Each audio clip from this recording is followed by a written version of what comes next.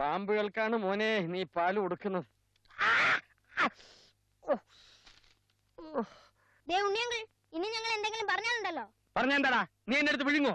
ആ, ചിലപ്പോ വിഴുങ്ങും. വിഴുങ്ങ് വിഴുങ്ങ് വിഴുങ്ങ്.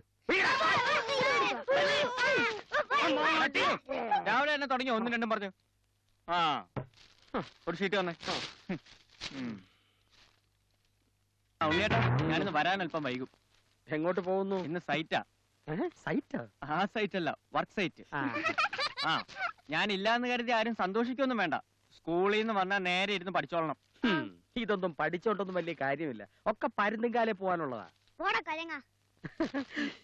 എന്താണ് വിളിച്ചേ?